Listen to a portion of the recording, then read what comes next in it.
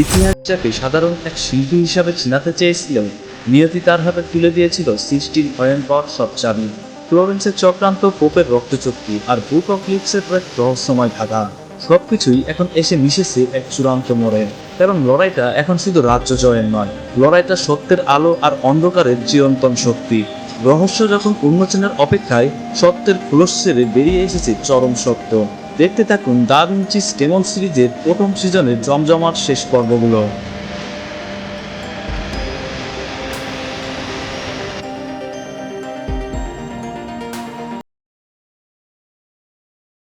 লিওনার্দোর তৈরি ক্লাস্টার বোমা আর বিশাল ক্রসবো দিয়ে রোমান সেনাবাহিনীকে ভয় পাইয়ে দেওয়ার পর থেকেই ভ্যাটিকান তাকে তাদের শত্রু হিসেবে গণ্য করতে থাকে। আর ঠিক এই কারণেই ভ্যাটিকানের পোপ গোপনে ষড়যন্ত্র করে দা ভিঞ্চিকে সমকামিতার মিথ্যা অভিযোগে জেলে পাঠিয়ে দেয়। বন্ধুরা, এই পর্বে আমরা দেখা পাই লিওনার্দোর বাবা পিয়েরো দা ভিঞ্চির, যিনি ছিলেন ফ্লোরেন্সের এক প্রভাবশালী আইনজীবী এবং মেডিসি পরিবারের অত্যন্ত বিশ্বস্ত। এই মানুষটি কিন্তু লিওনার্দোকে তার অবৈধ সন্তান হওয়ার কারণে কখনোই মন থেকে মেনে নিতে পারেননি। আর এই পর্বে তাদের মধ্যকার সেই পুরনো তিক্ততা আর আদর্শগত লড়াই আরো প্রকট হয়ে ওঠে। তাহলে চলো ভিডিওটিতে লাইক ও চ্যানেলটি সাবস্ক্রাইব করে শুরু করা যাক। জেলে বন্দি থাকা অবস্থায় কিছু বাদুড় দেখে লিওনার্দো সেখান থেকে পালানোর একটি পরিকল্পনা করেন। তিনি জেল থেকে মাত্র এক রাতের জন্য বাইরে যেতে চান। তিনি ইচ্ছা করেই অন্য বন্দীদের সাথে মারামারি শুরু করেন, যাতে রক্ষীরা তাকে আলাদা কক্ষে শিফট করে দেয়। এরপর বাবার সাথে দেখা করার সময় তিনি রেইন ফরেস্টের এক বিশেষ আঙুর চেয়ে পাঠান। রক্ষী বেশ চিন্তায় পড়ে যায় যে তিনি আবার হয়তো নতুন কোনো ফোন দিয়ে আসছেন। দা ভিঞ্চি তাদের বোঝাচ্ছিলেন যে আঙুর পাতার অবতল আকৃতি কিভাবে প্রতিধ্বনি সৃষ্টি করে পরাগায়নের জন্য বাদুড়কে আকৃষ্ট করে। রক্ষী তাকে পাগল ভাবলেও সে জানত না যে এই বাদুড়ই হবে লিওনার্দোর পালানোর মূল মাধ্যম। এদিকে দা ভিঞ্চির বাবা তাকে পরামর্শ দেন যেন তিনি নিজের দোষ স্বীকার করে নেন, কারণ দোষ স্বীকার করলে হয়তো তাকে জীবন্ত পুড়িয়ে মারা হবে না, বরঞ্চ নপুংসক করে ছেড়ে দেওয়া হতে পারে। এরপর বিচারের দিন যখন বিচারক তাকে কড়া ভাষায় অভিযুক্ত করছিলেন, দা ভিঞ্চি তখন মাথা নিচু করে কাগজে কিছু একটা আঁকিবুকি করতে ব্যস্ত ছিলেন। হঠাৎ তিনি দাঁড়িয়ে পড়েন এবং টেবিলের ওপর তার পেন্সিল দিয়ে অনবরত শব্দ করতে থাকেন। তিনি সবার সামনে বলেন, এই বিচার আসলে একটি রাজনৈতিক ষড়যন্ত্র, কারণ ফ্লোরেন্স দখল করার পথে ভ্যাটিকানের জন্য তিনিই ছিলেন একমাত্র বড় বাধা। কিন্তু বিচারক তার কোনো কথাই কানে তোলেন না, বরং তাকে চুপ করিয়ে দিতে আদালতের কার্যক্রম স্থগিত করে দেন। আদালতের এই বিরতির মাঝেই দা ভিঞ্চি এক সুযোগে তার বাবার মাধ্যমে বন্ধু জোরোর কাছে একটি চিরকুট পাঠিয়ে দেন। চিরকুটটি এমনভাবে লেখা ছিল যা দেখতে একদম অর্থহীন মনে হলেও আসলে সেটি ছিল একটি গোপন সংকেত। আসলে কি লেখা ছিল সেই গোপন চিঠিতে তা আমরা একটু পরেই জানতে পারবো। এই সময় জোরো জুলিয়ানোর সাথে একটি নাটকের মহড়া দিচ্ছিল, কারণ খুব শীঘ্রই ফ্লোরেন্সে একটি বিশাল পারফরমেন্স হতে যাচ্ছে। জোরো সেই সংকেতিক চিরকুটের অর্থ উদ্ধার করতে সক্ষম হয়। দা ভিঞ্চির সেই সংকেতের নির্দেশ অনুযায়ী জোরো জুলিয়ানোকে পরামর্শ দেয় যেন তাদের নাটকটি দ্য ডেকামেরনের সেই বিখ্যাত শূকর চুরির গল্পের উপর ভিত্তি করে তৈরি করা হয়। এরপর দা ভিঞ্চির দেওয়া সেই ডিজাইন স্কেচ আর শপিং লিস্ট হাতে নিয়ে জোরো সোজা বাজারের দিকে রওনা হয়। পুরো পরিকল্পনা সম্পর্কে স্পষ্ট ধারণা না থাকলেও জোরো দা ভিঞ্চির নির্দেশ মতোই কাজ করে যায়। এদিকে বিরতির পর যখন আদালতের কাজ আবার শুরু হয়, তখন রাষ্ট্রপক্ষ ইয়াকোপো নামে একজন সাক্ষী নিয়ে আসে। তিনি ফ্লোরেন্সের একজন তরুণ মডেল ছিলেন। লিওনার্দো একবার একটি নিখুঁত ভাস্কর্য তৈরির জন্য তাকে মডেল হিসেবে ব্যবহার করেছিলেন এবং সেই ঘটনায় এখন তার বিরুদ্ধে প্রমাণ হিসেবে উপস্থাপন করা হচ্ছে। তিনি দাবি করেন দা ভিঞ্চি তার সাথে বিকৃত যৌনাচারে লিপ্ত হয়েছিলেন। এটা যে একটা মিথ্যা অভিযোগ তা প্রমাণ করার জন্য লিওনার্দো তার ডিফেন্স অ্যাটর্নি অর্থাৎ তার বাবার জন্য কিছু তীক্ষ্ণ প্রশ্ন লিখে দেন। তিনি সেই সাক্ষীকে ঘটনার সময়, স্থান, এমনকি শারীরিক অঙ্গভঙ্গি নিয়ে বিস্তারিত প্রশ্ন করতে শুরু করেন। লজ্জা আর নার্ভাসনেসে এক পর্যায়ে সাক্ষীর সাজানো গল্প ধরা পড়ে যায়। পরিস্থিতি বিগড়ে যেতে দেখে বিচারক ডিফেন্সকে থামিয়ে দেন এবং গোপনে লিওনার্দোর বাবাকে হুমকি দেন যে বেশি বাড়াবাড়ি করলে তাকেও ছেলের সাথে জেলে পাঠানো হবে। আসলে সেই বিচারক আগে থেকেই ঘুষ খেয়ে বসেছিলেন এবং পুরো বিচার প্রক্রিয়াটি ছিল স্রেফ একটি সাজানো নাটক। লিওনার্দোকে ফাঁসানোই ছিল মূল উদ্দেশ্য।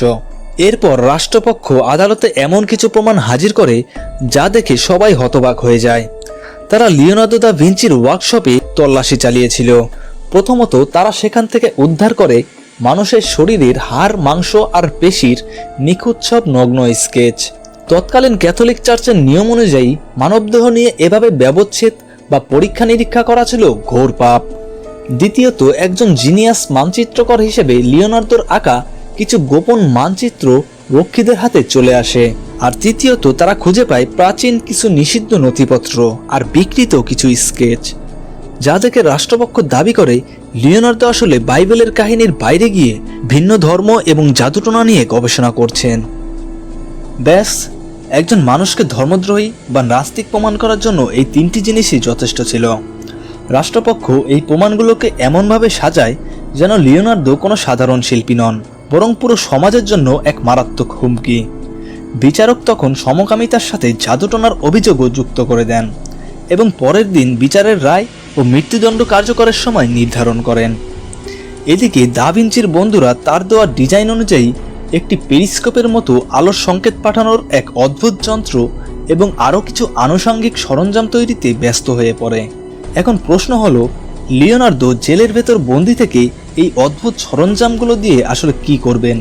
কিন্তু দা ভিঞ্চি ততক্ষণে তার পালানোর পরিকল্পনা কার্যকর করতে শুরু করে দিয়েছেন। তিনি সেই আঙুর পাতা দিয়ে আকৃষ্ট করা বাদুড়গুলোকে নিয়মিত আঙুর খাওয়াচ্ছিলেন এবং এরপর তাদের ফসফরাসযুক্ত মল সংগ্রহ করে ছোট ছোট বল তৈরি করে বাদুড়গুলোর পায়ে বেঁধে দিচ্ছিলেন। যখন বাদুড়গুলো উড়ে জেলের বাইরে যায়, তখন বাইরের তাপমাত্রার কারণে সেই ফসফরাসে আগুন ধরে যায় এবং ছোট ছোট বিস্ফোরণ ঘটতে থাকে। এই অতর্কিত বিস্ফোরণে জেলখানার রক্ষীদের মধ্যে চরম বিশৃঙ্খলা তৈরি হয়। বাইরে থেকে আগুনের ঝলকানি দেখে জোরো সুযোগ বুঝে একজন রক্ষীর ছদ্মবেশ ধারণ করে। সে কৌশলে জেলের ভেতর ঢুকে পড়ে এবং সেলের চাবি চুরি করে লিওনার্দোকে মুক্ত করে। পরিকল্পনার শেষ ধাপ হিসেবে লিওনার্দো আর জোরো নিজেদের পোশাক অদল বদল করে নেয়। কিছুক্ষণ পর যখন সেই রক্ষী সেলে ফিরে আসে, সে রাগের মাথায় দা ভিঞ্চিকে কয়েকটা লাথি মারে, অথচ সে জানতো না যে আসল দা ভিঞ্চি ততক্ষণে জেল থেকে পালিয়ে গিয়েছে। এদিকে পরদিন সকালে বিচারকের যখন ঘুম ভাঙে, তিনি নিজেকে এক কামার্ত শূকরীর সাথে নগ্ন অবস্থায় বাধা আবিষ্কার করেন। তিনি বাঁচার জন্য যত বেশি ছটফট করছিলেন, শূকরটি ততই উত্তেজিত হয়ে উঠছিল। ঠিক এই সময়েই দা ভিঞ্চি পরিচয় করিয়ে দেন তার নতুন এক উদ্ভাবনের সাথে, যা ছিল প্রিজম এবং উত্তল লেন্স দিয়ে তৈরি এক বিশাল প্রজেক্টর বা আলোর প্রতিফলন যন্ত্র। রাতের আধারে তিনি এটি চালানোর জন্য শক্তিশালী আলোর উৎস হিসেবে ম্যাগনেসিয়ামের জ্বলন্ত স্ট্রিপ ব্যবহার করেন। যখনই লেন্সের ক্যাপটি খোলা হয়, ঘর থেকে ফোকাস করা সেই দৃশ্যটি লেন্সের প্রতিফলনের মাধ্যমে বহুগুণ বড় হয়ে সরাসরি মেঘের উপর গিয়ে পড়ে। তখন ফ্লোরেন্সে এক বিশাল নাটক চলছিল, আর কাকতালীয়ভাবে সেখানে দ্য ডেকামেরন থেকে সেই শূকর চুরির দৃশ্যটি দেখানো হচ্ছিল। আকাশের সেই প্রজেকশন আর নিচের নাটকের দৃশ্যটি একদম নিখুঁতভাবে মিলে যায়, যা ছিল সম্ভবত পৃথিবীর প্রথম কোনো লাইভ টেলিকাস্ট। দা ভিঞ্চি সেই বিচারককে হুমকি দেন যে কাল আদালতে যদি তাকে বেকসুর খালাস না দেওয়া হয়, তবে তিনি বিচারকের সেই নোংরা দৃশ্য পুরো শহরের আকাশে প্রচার করে দেবেন। এমনকি বাড়তি নিরাপত্তার জন্য তিনি সিলভার নাইট্রেট দিয়ে তৈরি এক বিশেষ ক্যানভাসে পুরো দৃশ্যটি রেকর্ড করে রেখেছিলেন। বিচারক ভেবেছিলেন মানুষ হয়তো এসব বিশ্বাস করবে না, কিন্তু দা ভিঞ্চি তাকে স্পষ্ট জানিয়ে দেন যে লড়াইটা সত্যি আর মিথ্যার নয়। মানুষ দিন শেষে সেই গল্পটাই বিশ্বাস করে যা দেখতে বেশি আকর্ষণীয়। পরদিন আদালতে যখন চূড়ান্ত রায় ঘোষণার সময় হয়, তখন দা ভিঞ্চির বাবা নিরাশ হয়ে মাথা নিচু করে দাঁড়িয়েছিলেন, কিন্তু সবাইকে অবাক করে দিয়ে বিচারক দ্রুত সব অভিযোগ খারিজ করে দেন। প্রমাণের অভাব দেখিয়ে তিনি তড়িঘড়ি করে আদালত কক্ষ ছেড়ে বেরিয়ে যান। রাষ্ট্রপক্ষ হতবাক হয়ে গেলেও উপস্থিত সাধারণ মানুষ দা ভিঞ্চির মুক্তি উদযাপন করতে শুরু করে, আর এভাবেই দা ভিঞ্চি আবারও ভ্যাটিকানের সাজানো ষড়যন্ত্র নস্যাৎ করে দেন।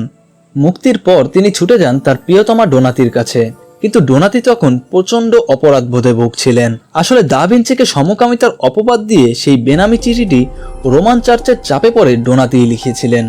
সবকিছু মিটে যাওয়ার পর দা ভিঞ্চি আবারও তার মায়ের সন্ধান এবং সেই রহস্যময় বুক অফ লিপসের খোঁজে মনোযোগ দেন। ঠিক তখনই সেই রহস্যময় তুর্কি ব্যক্তি ভেরোচ্চিওর পুনরায় আবির্ভাব ঘটে। তিনি দা ভিঞ্চিকে জানান যে সেই ইহুদি ব্যক্তির কাছে থাকা মানচিত্রটি আসলে একটি সাংকেতিক কপি, যা কেবল সেই কার্টোগ্রাফারই বুঝতে পারবেন যিনি এটি তৈরি করেছিলেন। এরপর হঠাৎ দা ভিঞ্চি এক ঘোরের মধ্যে চলে যান। পরক্ষণেই তিনি নিজেকে আবিষ্কার করেন এক বনের রাস্তায়, যেখানে তার সাথে ছিল জোরো এবং নিকো। নিকো অভিযোগ করতে থাকে যে গতরাতে দা ভিঞ্চি হঠাৎ বাইরে যাওয়ার জন্য চিৎকার শুরু করেছিলেন এবং তারপর তাদের টেনে এই গহীন বনে নিয়ে এসেছেন। ইতিমধ্যেই তারা এসে পৌঁছায় একটি বিশাল দুর্গের সামনে, ঠিক যেই জায়গাটির কথা ভেরোচ্চিও বলেছিলেন, যেখানে সেই মানচিত্রকরকে বন্দি করে রাখা হয়েছে। এই দুর্গটি ছিল ভ্লাদ নামের এক শাসকের। ইতিহাসের পাতায় এমন কিছু শাসকের নাম আছে যাদের কথা শুনলে আজও গায়ে কাটা দিয়ে ওঠে। ঠিক তেমনই এক রক্তপিপাসু আর চরম যুদ্ধপাস শাসক ছিলেন ভ্লাদ, যার নৃশংসতা আর নিষ্ঠুরতার গল্প এতটাই ভয়ানক ছিল যে তাকে ইতিহাসের নিষ্ঠুরতম শাসক বলা চলে। আর এই কুখ্যাত শাসকের চরিত্র থেকে অনুপ্রাণিত হয়েই পরবর্তীতে সৃষ্টি হয়েছিল পৃথিবীর সবচেয়ে ভয়ঙ্কর ভ্যাম্পায়ার চরিত্র কাউন্ট ড্রাকুলা। দুর্গের চারপাশে সারি সারি লাশের স্তূপ দেখে তার নিষ্ঠুরতার পরিচয় পাওয়া যাচ্ছিল। ফ্লোরেন্সে দা ভিঞ্চির সাম্প্রতিক খ্যাতির কথা শুনে ভ্লাদ তাকে রাতের খাবারের আমন্ত্রণ জানান। অতিথিদের মনে ভয় ধরানোর জন্য ভ্লাদ এক বন্দীকে দুটি হিংস্র কুকুরের সাথে লড়াই করতে বাধ্য করেন। চোখের পলকেই সেই বন্দীটি কুকুরের আক্রমণে ছিন্নভিন্ন হয়ে যায়, যা দেখে নিকো এবং জোরো আতঙ্কে শিউরে ওঠে। কিন্তু দা ভিঞ্চি ছিলেন একদম শান্ত, কারণ তিনি মনে মনে অন্য একটি প্ল্যান করে রেখেছিলেন। তিনি সেখানে তার চমৎকার ডিভাইন ফায়ার পরীক্ষার মাধ্যমে নিজের মেধার পরিচয় দেন।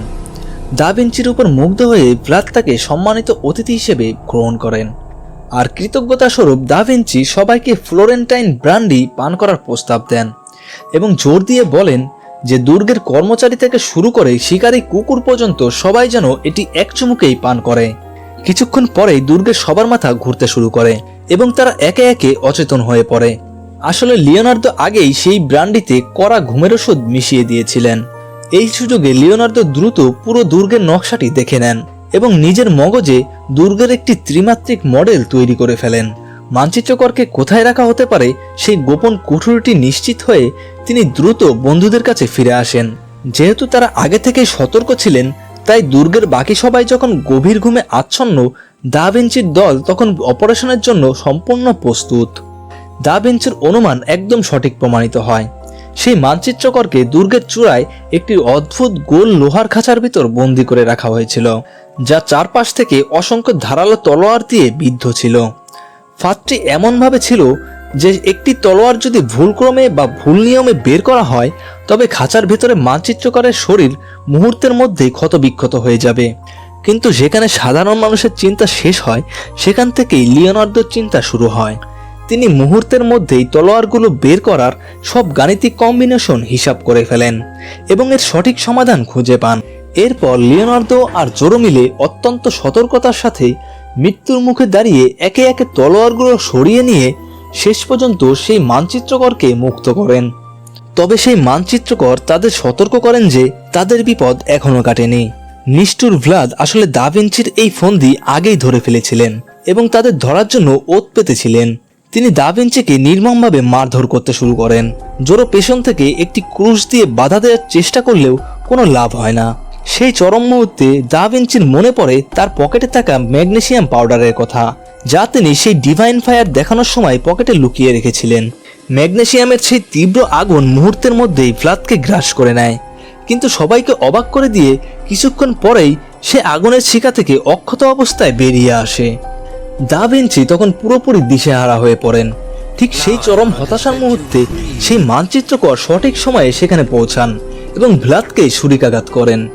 দা ভিঞ্চি এই সুযোগ হাতছাড়া না করে ভ্লাদকে ধাক্কা দিয়ে জানালা দিয়ে নিচে ফেলে দেন। দুর্গ থেকে কোনো মতে পালিয়ে আসার পর অতিরিক্ত রক্তক্ষরণে মানচিত্রকর মাটিতে লুটিয়ে পড়েন। আসলে সেই লোহার খাঁচাটি ছিল এমন এক মরণ ফাঁদ, যেখান থেকে বের হওয়ার সময় তলোয়ার যেভাবেই সরানো হোক না কেন, ভেতরে থাকা বন্দী আঘাতপ্রাপ্ত হবেই। এই মানচিত্রকরও ভেরোচ্চিওর মতো মিথ্যাস ধর্মের অনুসারী ছিলেন। মৃত্যুর আগে তিনি দা ভিঞ্চিকে নির্দেশ দিয়ে যান যেন মৃত্যুর পর তার শরীরের চামড়া ছাড়িয়ে নেওয়া হয়, কারণ তার শরীরে করা ট্যাটুই ছিল সেই মানচিত্রটি পড়ার আসল সংকেত। তিনি আরও জানান যে বুক অফ লিভস খুঁজে পেতে হলে দুটি চাবির প্রয়োজন, যার মধ্যে একটি তো লিওনার্দোর কাছে আছে আর অন্যটি রয়েছে খোদ ভ্যাটিকানে। দা ভিঞ্চি দেরি না করে সরাসরি পোপের রাজ্যে প্রবেশের পরিকল্পনা করেন। এবার তিনি তার সময়ের চেয়ে উন্নত আরও এক নতুন উদ্ভাবন নিয়ে একদম অভাবনীয় উপায়ে পোপের সামনে হাজির হওয়ার প্রস্তুতি নেন। লিওনার্দো দা ভিঞ্চি কি পারবেন ভ্যাটিকানের সুরক্ষিত দুর্গে হানা দিয়ে সেই দ্বিতীয় চাবিটি উদ্ধার করতে? আর সেই রহস্যময় মানচিত্র আসলে তাকে কোন অজানার পথে নিয়ে যাবে, সব উত্তর জানতে হলে আমাদের সাথেই থাকুন। দা ভিঞ্চির এই অসাধারণ জার্নি এবং পরবর্তী এপিসোডের ব্যাখ্যা সবার আগে দেখতে চাইলে ভিডিওটিতে একটি লাইক দিন এবং স্কাই মুভি ল্যাব চ্যানেলটি সাবস্ক্রাইব করে পাশে থাকা বেল আইকনটি বাজিয়ে দিন। আর অবশ্যই আপনার মূল্যবান মতামত কমেন্ট বক্সে জানাতে ভুলবেন না। দেখা হচ্ছে পরবর্তী এপিসোডে। বিছানায় প্রেমিকার সাথে রোমান্টিক মুডে আছে, তাও এই বান্দার মাথায় ঘুরতেছে দুনিয়া কাঁপানো সব আবিষ্কার। হ্যাঁ, আমাদের লিওনার্দো দা ভিঞ্চির কথাই বলছি। বিছানার পাশে একটা ডালিম রাখা ছিল, সেটার দিকে চোখ পড়তেই মাথায় আইডিয়া চলে এলো, বানাতে হবে একটা মারাত্মক ক্লাস্টার বোম। এই বোম যখন একটি বিশাল ধনুক দিয়ে মারা হবে, রোমের আর্মি যুদ্ধ করা তো দূরের কথা, একদম লেজ গুটিয়ে পালাবে। বুক অফ লিপসের চাবি খোদ ভ্যাটিকানে আছে, সে ওখানে লুকিয়ে ঢোকার প্ল্যান করে ফেলল। কিন্তু ভ্যাটিকানের কড়া সিকিউরিটি ফাঁকি দিয়ে সেখানে প্রবেশ করা এতটাও সহজ নয়। ঠিক তখন মুগ্ধ হওয়ার সময় পানির বুদবুদ দেখে মাথার ভেতর যেন লাইট জ্বলে উঠল। ওপর দিয়ে কাজ না হলে পানির নিচ দিয়ে যাব। সহকারী নিকোকে দিয়ে শূকরের চামড়া আর কাঁচ জোগাড় করালো। ব্যাস, রেডি হয়ে গেল দুনিয়ার প্রথম ডাইভিং গিয়ার। রাতের অন্ধকারে নৌকা নিয়ে তারা ভ্যাটিকানের খালে পৌঁছালো। দা ভিঞ্চি এয়ার টিউবটা হাওয়া দেওয়ার মেশিনের সাথে জুড়ল। ডাইভিং স্যুট পরে আলো হিসেবে এক বয়াম জোনাকি পোকা হাতে নিল আর টুপ করে পানিতে ঝাঁপ দিল। এদিকে নৌকার উপর বসে জোরো হাওয়া দেওয়ার মেশিনটা চালাচ্ছে আর অনবরত বাতাস পৌঁছে যাচ্ছে পানির নিচে দা ভিঞ্চির কাছে। কিছুক্ষণের মধ্যেই দা ভিঞ্চি ভ্যাটিকানের ড্রেনেজ সিস্টেমে ঢুকে পড়ে। সবকিছু একদম ঠিকঠাকই চলছিল, কিন্তু ঠিক তখনই পাড়ে এসে হাজির হয় কয়েকজন নাইট গার্ড। ধরা পড়ার ভয়ে জোরো আর নিকো তাড়াতাড়ি হাওয়া দেওয়ার মেশিনটা লুকিয়ে ফেলে আর এমন ভাব ধরে যেন তারা ওখানে শান্তিতে মাছ ধরছে। কিন্তু ওদিকে পানির নিচে তো তখন বাঁচা মরা অবস্থা। বাতাস বন্ধ হয়ে যাওয়ায় দা ভিঞ্চি অক্সিজেনের অভাবে ছটফট করতে থাকে। কষ্টে তার পুরো মুখ একদম নীল হয়ে যাওয়ার অবস্থা। পানির ওপর নিকো দেখছে এয়ার টিউবটা সাপের মতো মোচড়াচ্ছে আর ভয়ে তার বুকের ভেতর কাঁপন শুরু হয়ে গেছে। গার্ডরা চোখের আড়াল হতেই তারা জান প্রাণ দিয়ে আবার হাওয়া পাম্প করা শুরু করে আর মাত্র কয়েক সেকেন্ড দেরি হলে দা ভিঞ্চি ওখানেই পটল তুলত। কিছুক্ষণের মধ্যেই সে ভ্যাটিকানের সোয়ারেজ লাইন দিয়ে ওপরে উঠে আসে। এদিকে ওপরে আমাদের পোপ সাহেব মনের সুখে গোসলের জন্য রেডি হচ্ছেন। ঠিক তখনই নিচের সিলিংয়ে ড্রিল করা শুরু করে দা ভিঞ্চি। হঠাৎ একটা বিকট আওয়াজ আর ধরম করে সিলিং ফেটে চৌচির। বাথটাবের সব পানি এক নিমিষে নিচে পড়ে গেল আর সেই পানির ধোয়ার ভিতর থেকে উঠে দাঁড়ালো লিওনার্দো দা ভিঞ্চি। পোপ তো ভয়ে কাঁপতে কাঁপতে ওখান থেকে পালানোর চেষ্টা করে, কিন্তু তখনই একটা তীর শাঁ করে তার কানের পাশ দিয়ে চলে যায়। দা ভিঞ্চি সোজাসুজি পোপের কাছে দ্য বুক অফ লিপসের ক্লু জানতে চায়, কিন্তু পোপও কম যায় না। সে কোনোভাবেই মুখ খুলতে রাজি হয় না। তবে আমাদের দা ভিঞ্চির চোখকে ফাঁকি দেওয়া কি এতই সহজ? সে ঘরের মোমবাতির শিখাগুলোর দিকে একটু ভালো করে তাকালো। বাতাসের টানে শিখাগুলো যেভাবে কাঁপছিল তা দেখেই সে সিক্রেট আর্কাইভের দরজা পেয়ে গেল। দরজা খুলে ভিতরে সিক্রেট রুমে ঢুকতেই তো দা ভিঞ্চির চোখ একদম ছানা ভরা। সেখানে লুকিয়ে রাখা হয়েছে দুনিয়ার সব বিরল বই আর প্রাচীন সব পাণ্ডুলিপি, যার অনেক কিছু খোদ দা ভিঞ্চিও তার জীবনে কোনোদিন দেখেনি। আসলে এগুলো ছিল ভ্যাটিকানের একদম গোপন সব দলিল। সারা দুনিয়া থেকে লুট করে আনা চরম সব জ্ঞান লুকিয়ে রাখা হয়েছে এখানে। দা ভিঞ্চিকে নিজের দলে টানার জন্য পোপ তাকে একটা অফার দিয়ে বসে। তাকে এই গোপন লাইব্রেরির রক্ষক বানিয়ে দেওয়া হবে। লোভ দেখানোর জন্য পোপ তাকে আরও কিছু মহামূল্যবান জিনিস দেখায়। সেখানে ছিল একটা আস্ত ড্রাগনের মাথার খুলি আর ছিল সেই ঐতিহাসিক স্পিয়ার অফ ডেস্টিনি, যা দিয়ে যিশুকে হত্যা করা হয়েছিল। যে কোনো রিসার্চের জন্য এগুলো যে কতটা মূল্যবান তা দা ভিঞ্চি ভালো করেই জানে, আর অবভিয়াসলি তার মনেও একটু লোভ চারা দিয়ে উঠছিল। পোপ তাকে বুক অফ লিপসের একটা ছেঁড়া টুকরো দেখায়। সেটাতে প্রাচীন আর রহস্যময় ভাষায় কি যেন লেখা ছিল। সবচেয়ে অদ্ভুত ব্যাপার হলো যতবার সেটার দিকে তাকানো হচ্ছিল ততবারই লেখাগুলো বদলে যাচ্ছিল। আর এটাই ছিল সবচেয়ে বড় প্রমাণ যে এই বইয়ের ভিতরে আসলেই সীমাহীন রহস্য আর জ্ঞান লুকিয়ে আছে। ঠিক এই জমজমাট মুহূর্তে বাথরুমে ঝড়ের বেগে ঢুকে পড়ে রিয়ারিও। মেজের সেই গর্ত আর ডাইভিং স্যুটটা দেখেই সে বুঝে যায় এখানে চোর ঢুকেছে। বাইরে তখন গার্ডদের আসার আওয়াজ পাওয়া যাচ্ছে। এই সুযোগে পোপ দা ভিঞ্চিকে বলে যদি সে চার্চের অনুগত হয়ে কাজ করে তাহলে সে তাকে বুক অফ লিপস আর তার নিখোঁজ হয়ে যাওয়া মাকে খুঁজে পেতে সাহায্য করবে। কিন্তু আমাদের দা ভিঞ্চি তো আর পোপের এই ফাঁদে পা দিবে না। সে সোজাসুজি পোপের অফার রিজেক্ট করে দেয়। হঠাৎ সে সেই স্পিয়ার অফ ডেস্টিনি হাতে তুলে নেয়।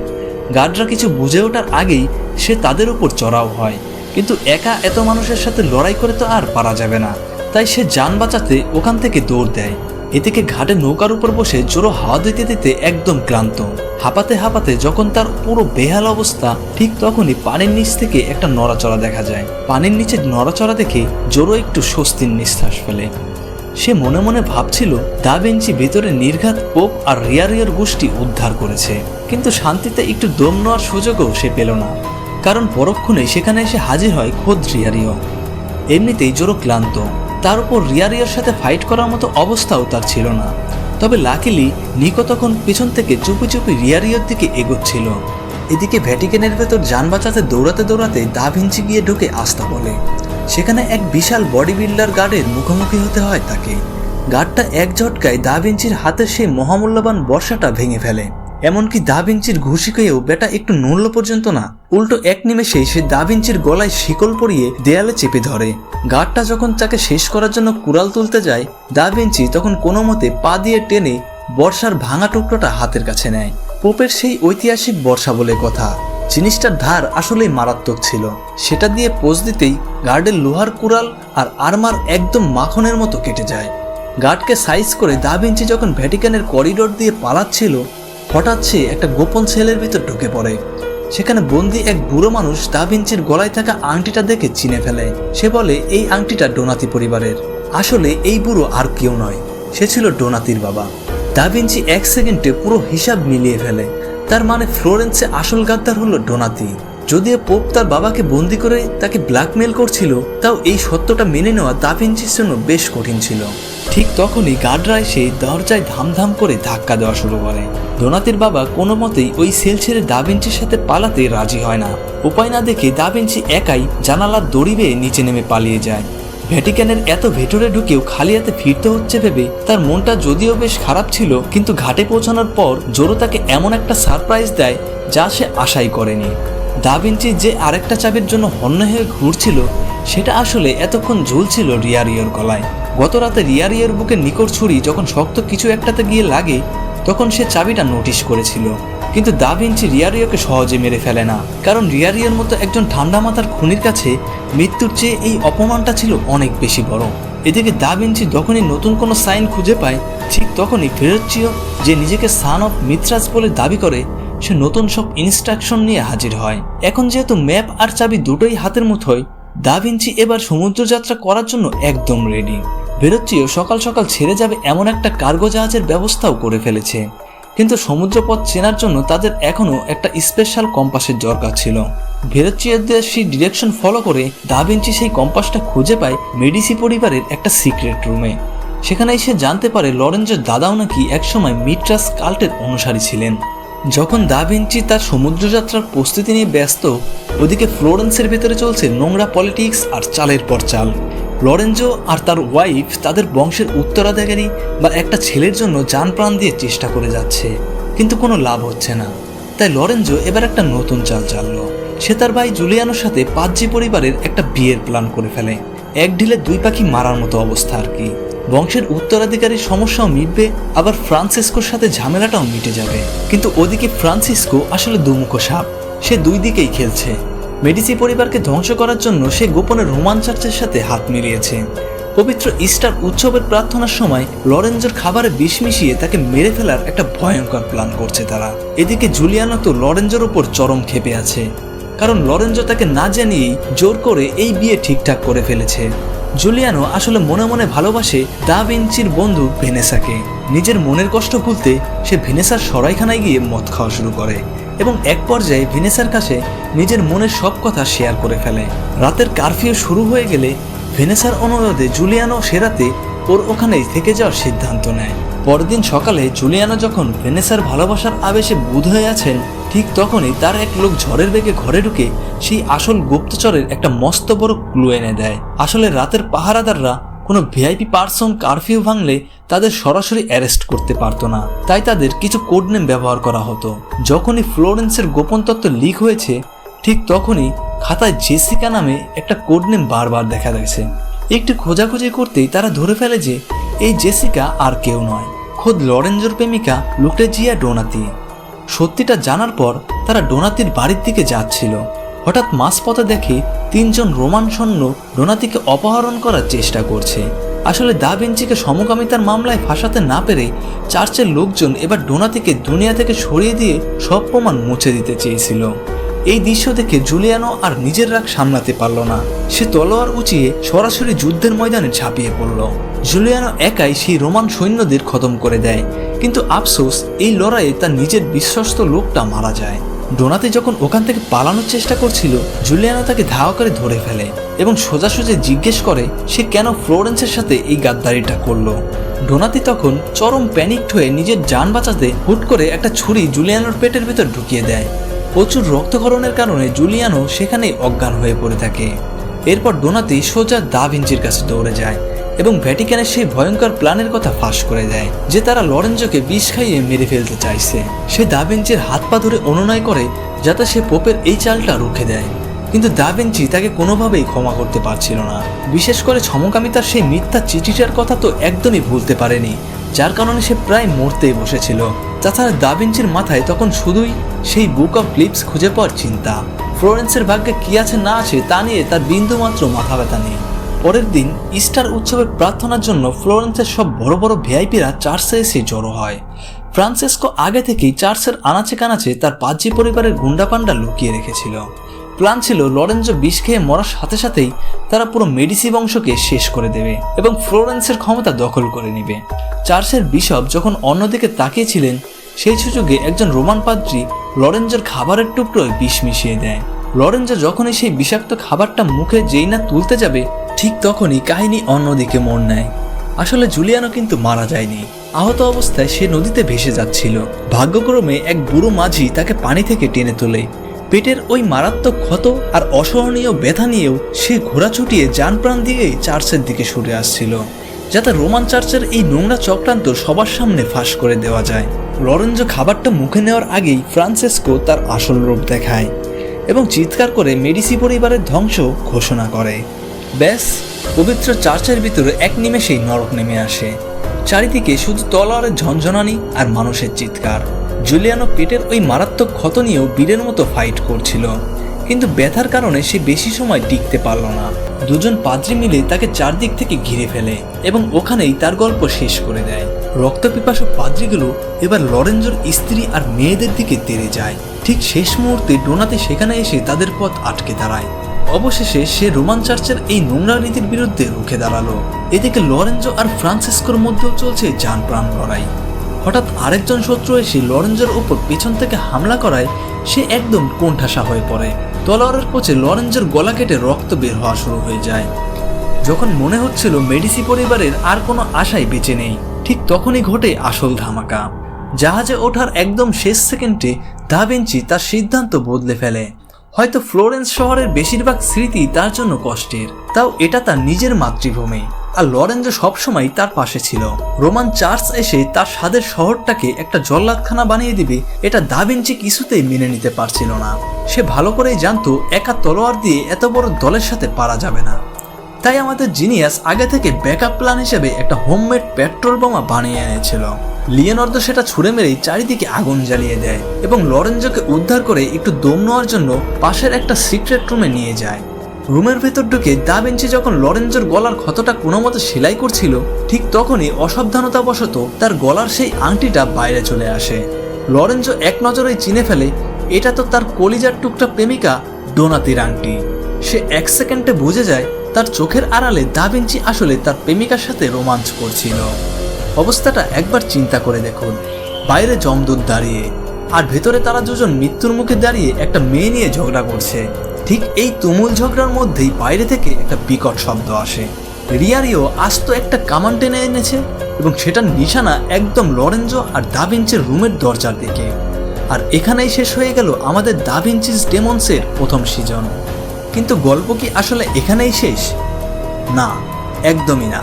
কামান দাগার পর দা ভিঞ্চি আর লরেঞ্জো কি আদেও বেঁচে ফিরতে পারবে? আর ডোনাতির আসল উদ্দেশ্যই বা কি? সে কি শেষ পর্যন্ত দা ভিঞ্চির পক্ষে লড়বে নাকি রোমান চার্চের কাছে আবার আত্মসমর্পণ করবে? সবচেয়ে বড় কথা, দা ভিঞ্চি কি শেষ পর্যন্ত বুক অফ লিভস আর তার হারিয়ে যাওয়া মায়ের সন্ধান খুঁজে পাবে? এরকম আরো শত শত রোমাঞ্চকর আর মাথা নষ্ট করা টুইস্ট নিয়ে আসতে চলেছে এর পরবর্তী সিজন 2। সিজন 2 এর চরম উত্তেজনা মিস করতে না চাইলে এখনই আমাদের স্কাই মুভি ল্যাব চ্যানেলটি সাবস্ক্রাইব করে রাখুন। আজকের এই ভিডিওটি কেমন লাগলো তা অবশ্যই কমেন্টে জানান, আর ভালো লাগলে একটা লাইক দিতে একদম ভুলবেন না কিন্তু। দেখা হচ্ছে সিজন 2 এর ধামাকা সব এপিসোড নিয়ে। আজকের মতো বিদায়।